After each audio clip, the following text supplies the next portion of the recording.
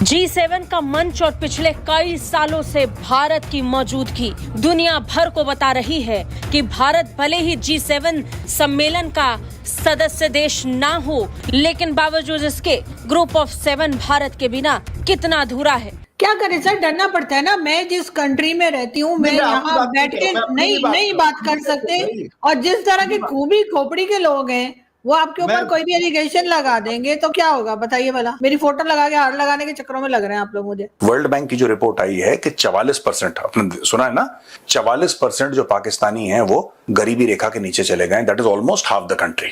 Almost half the country is below poverty. अच्छा, इन लोगों को कोई फर्क ही नहीं पड़ता।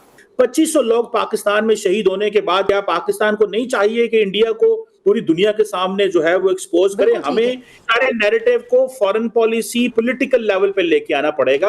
अब आप बात करना चाहते हो तो कर लो। 370 तो दोबारा नहीं लग रही। अगर और बहुत क्लैरिटी से गवर्नमेंट ने बोल दिया कि 370 दोबारा नहीं लगेगी, 370 दोबारा नहीं लगेगी। आप उसके बाद बात करना चाह रहे हैं, that means you are ready for, आपके लिए 370 कोई प्रॉब्लम नहीं है, अब 370 इशू नहीं है, you are ready for it. और ये हाल हमें तकरीबन तमाम मुस्लिम दुनिया में नज़र आता है। एक तो कोई ऐसा मुस्लिम मुल्क नहीं है जिनको हम ये कह सकें कि जेन्युइन डेमोक्रेसी है। सच्ची बात, आपने ये बताना भूल गए कि आप लोग जो पाकिस्तानी हैं, इनके बाप दादा भी हिंदू थे। ये तो दिवाली मनाते ही नहीं है, ये तो ईद ही मना रहे हैं आजकल। पता नहीं सब हिंदू ना होने के लिए इन्होंने एक मेंटल वो बनाया है ताकि आदमी उस लेवल पे जाए ना। भाई, जो तारिक फतेह साहब कहते थे या हम लोग बहुत पहले से समझते हैं कि there is no one against Islam, आप बहुत अच्छा है, आप रहिए, वैदिक इस्लाम की ओर जाइए, दैट्स द वे आउट, सारी समस्या सॉल्व हो जाएगी। लेकिन सर, हम रिलीजन डिस्कस नहीं कर रहे, हम ये डिस्कस कर रहे हैं कि हमारे डिप्यूटी प्राइम मिनिस्टर साहब कह रहे हैं कि हम भारत से बात करने को तैयार हैं, लेकिन तैयार है, भारत की क्षमता ही नहीं है। पहले बोलिए भारत के लोगों के, मतलब भारत के लोग पढ़ लिख ले फिर आए, क्या बात करेंगे। मुझे तो आपके डिप्यूटी मिनिस्टर साहब का समझ, वो कहेंगे जी कश्मीर में वो करवाओ, क्या नाम है, क्या कहते हैं उसको, ये रेफरेंडम ना। तो उनको प्रिंसिपल ऑफ सेल्फ डिटर्मिनेशन पढ़ा है ना उन्होंने, आर्टिकल 73, आर्टिकल 55 यूएन चार्टर पढ़ा होगा ना, कुछ पढ़ा होगा। आई कैन गारंटी यू वो आके हमें प्रिंसिपल ऑफ सेल्फ डिटर्मिनेशन बता के जाएंगे। मैं आपसे क्या कह रहा हूं, पहले पढ़ लीजिए। और जिस दिन आपकी कौम बहुत ज्यादा सर अंडर एस्टिमेट कर रहे हैं। ऐसा नहीं है कि पूरी की पूरी 26 करोड़ में से किसी ने कुछ पढ़ा ही नहीं। अब ये क्या दिखा रहे हैं मोट, अब इसका क्या करना है। मच्छर मारता है, मच्छर इसका नहीं, वो हमारे यहाँ भी आती है ये, और इसी पैकिंग में आती है, लेकिन ये यहाँ पे इसका क्या काम है। नहीं तो सर वो क्या कहते हैं आपके ख्याल से, हमारे जो मंत्री जी हैं क्या कहते हैं कि जी हम भारत से बात करना चाहते हैं, हम बड़े डाल रहे हैं भारत से बात करने के लिए। ये कहते हैं, ये तो दोनों तरफ से कोई भी नहीं कहेगा। आरजू जी, भारत से बात क्यों करनी, अपने आप से बात करो, भारत से बात हो जाएगी। Talk to yourself and then you will be talking to India. Point ही नहीं समझ रहे इंडिया से। आप इंडिया को अलग समझिए, कोई नेबर है जी। अरे आपका क्या कि कश्मीर हमारा एक पेंडिंग इशू है, जूनागढ़ एक पेंडिंग इशू था, हैदराबाद पेंडिंग इशू था, ये आपके इश्यूज हैं। अगर ये आतंकवाद नहीं होता तो आपको पानी मिल रहा होता, और अगर आपने डिवीजन के बाद अच्छे कर्म किए होते तो जो जैसे था वैसे ही चल रहा होता, कनाडा और अमेरिका की तरह। भाई पॉइंट ये है आरजू जी, मैं हाथ जोड़ के बड़े विनम्रता से निवेदन करूंगा आप लोग को, बेसिक कॉन्सेप्ट समझें, अदरवाइज ये चीजें नहीं सॉल्व होंगी। कश्मीर का मैटर कभी सॉल्व नहीं होगा। कश्मीर का मैटर ये कि जहां मुसलमान ज्यादा है वहां पाकिस्तान है, तो हमारे यहां तो भी जहां जहां मुसलमान ज्यादा बढ़ता चला गया, हम तो अपनी, आप समझ रही हैं इसका क्या कॉन्सिक्वेंस होगा हमारे लिए। तो हमारे लिए छोड़ो, पाकिस्तान के लिए क्या होगा, पाकिस्तान के लिए क्या होगा। सहारनपुर के रीजन जो है, मैं बोलता हूँ कि मतलब ऐसा तो नहीं हो सकता ना कि इंडिया के छोटे छोटे पॉकेट्स में मुसलमान हैं, छोटे पॉकेट्स में, जैसे भोपाल है उस रीजन में मुस्लिम हैं, सहारनपुर रीजन में, देवबंद रीजन में, तो ये ऐसा तो नहीं हो सकता कि पाकिस्तान बाहर है और देवबंद में पाकिस्तान बन जाए। अगर कश्मीर आपने छीन लिया, सेम रिलीजन के नाम पे दोबारा पार्टीशन हुआ, तो आप 47 को भूल गए। शायद उसी तरीके की सिचुएशन दोबारा आए और अब की बार आप हमारे 20 करोड़ ले पाओगे कि जो रीजन ऑफ बंटवारा है वो रिलीजन है, लेकिन रिलीजन पे मत जाओ।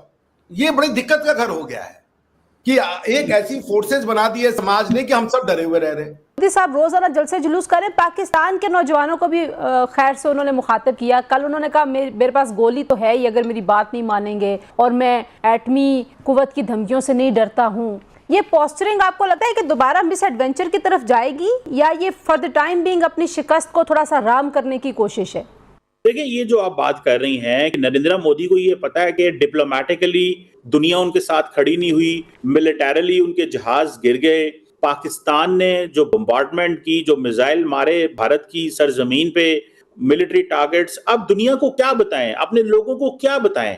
अब फिर यही रह जाता है कि नैरेटिव बनाओ, और उस नैरेटिव में ये है कि लोगों को मुसलसल इंगेज करके रखो कि मैंने ये किया, पाकिस्तान के खिलाफ ये किया। सो ये नैरेटिव की जंग जीतना चाहते हैं, जबकि उनको पता है कि ऑन ग्राउंड उनकी एयरफोर्स, आप देखें इंडियन अनिल चौहान ने क्या कहा है, उन्होंने कहा जब पाकिस्तान में हमारे जहाज गिरे तो 2 दिन हमने जहाज नहीं उड़ाए, हमने 2 दिन बाद जहाज उड़ाए। तो आपकी एयरफोर्स का क्या कॉन्फिडेंस है, जिसके लिए आपने राफेल खरीदे, जिसके लिए आप देखें ना कहाँ $78 बिलियन पूरी जंग में फिर उसके बाद जहाज उड़ा नहीं। लेकिन अब ये बताइए कि जो BLA जैसी प्रॉक्सीज को जिस तरह से एक्टिवेट किया गया है, सोराब में जो हुआ, जिसमें एडिशनल डिप्टी कमिश्नर हिदायत बुलेदी साहब शहीद भी हो गए, ये मामला कितना संगीन और संजीदा है, इसमें पाकिस्तान को क्या करना चाहिए? आज अहम जरगा मुनक्कद हुआ जिसमें कबायली आमाइदीन को भी एतमाद में लिया गया।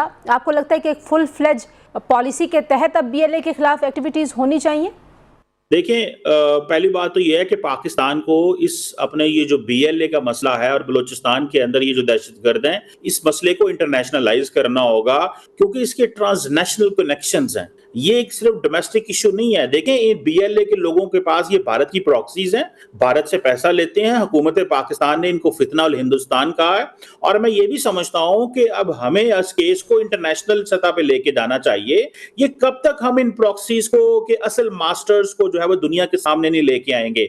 और ये जो बयानिया शुरू में होता था जी मिसिंग पर्सन है, वो भी पता चला ये दहशतगर्द मिसिंग पर्सन है एक बड़ी तादाद में। सो मैं समझता हूं कि अपने केस को इंटरनेशनलाइज करें, डोमेस्टिक इस नेचर ऑफ ये जो हमने रखा इसको यहां से बाहर निकालें। अभी बिलावल साहब और बाकी लोग जा रहे हैं, दुनिया को बताएं कि हम किस तरह मुतासर हो रहे हैं, हमारे फॉरेन इन्वेस्टर्स को हमला किया जाता है। और मेरा ख्याल है कि भारत ने पाकिस्तान को बड़ी अच्छी वजह दे दी है कि जब भी ये BLA और TTP के लोगों की हमें पता चले कि हाइडआउट्स इंडिया के अंदर हैं या कहीं पे वो अपने मास्टरमाइंड्स को मिलने गए हुए हैं, तो पाकिस्तान के पास एक अपॉर्चुनिटी है कि पाकिस्तान भी हमला कर सकता है, क्योंकि इंडिया कहता है ना। हेलो फ्रेंड्स, आप देख रहे हैं इंडियन व्यूज न्यूज़ चैनल। जैसे कि कनाडा के प्रधानमंत्री जस्टिन ट्रूडो ने PM मोदी और भारत पर आरोप लगाया था कि भारत की इंटेलिजेंस एजेंसी RAW और IB मिलकर कनाडा में ऑपरेशन कर रही है, जो खालिस्तान समर्थकों को मार रही है। पिछले दिनों निर्जर सिंह निजी की हत्या हुई थी, उसमें प्रधानमंत्री ने आरोप लगाया था कि यह शामिल है, और खालिस्तानी समर्थक जस्टिन ट्रूडो पर दबाव बना रहे हैं कि भारत के डिप्लोमेट्स कनाडा से बाहर निकाले। वीडियो पूरा देखें, चैनल सब्सक्राइब करें। इसके बारे में पाकिस्तान मीडिया की राय देखिए।